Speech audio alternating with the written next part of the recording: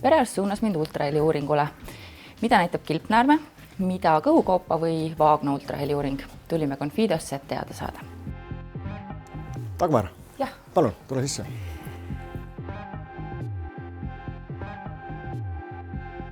Millised on tüüpilised kaebused, millega tullakse kilpnäärme uuringule?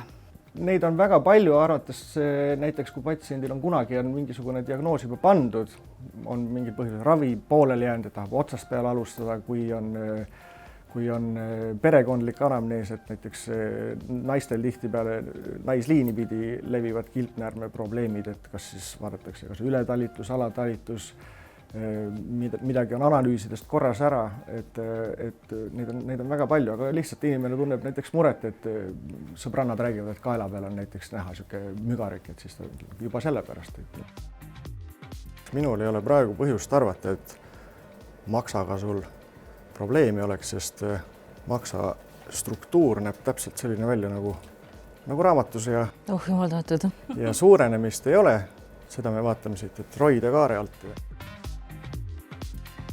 Ja ma saan aru, et kõhukoopaga samamoodi, et täiesti seinast seina vaevused võivad need olla. Ja, loomulikult kõige lihtsam on siis, kui saatval arstil on konkreetne soov, et näiteks seda kohta on vaja täpsemalt vaadata või mõne patsiendi käest saab ukse peal ka küsida, et kas teil on sapikivid.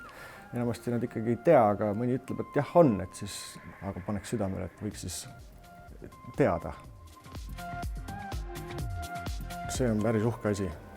Sapivõis. Ja et siin saame kontrollida sapivõis, siin verevarustust ei ole ja kui siin oleks näiteks kivi, siis ma läksin selle siin ilusasti ära, sest ultraheli kivi seest läbi ei lähe ja tänu sellele me näeme, et on põhjust arvata, et kivi on.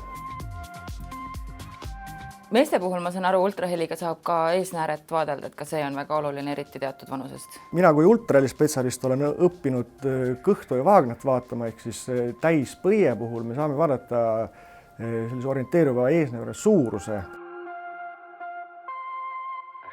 Ja kui tihti võiks inimene lasta enda ultraheli uuringut teha või ainult siis, kui on tõesti mingi mure?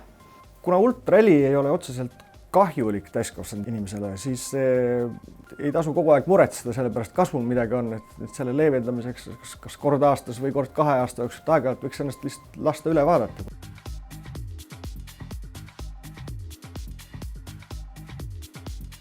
Nagu nägime, on ultraheli uuring kiire, lihtne ja valutu protseduur, millega saad vastused nii mõnelegi oma küsimusele.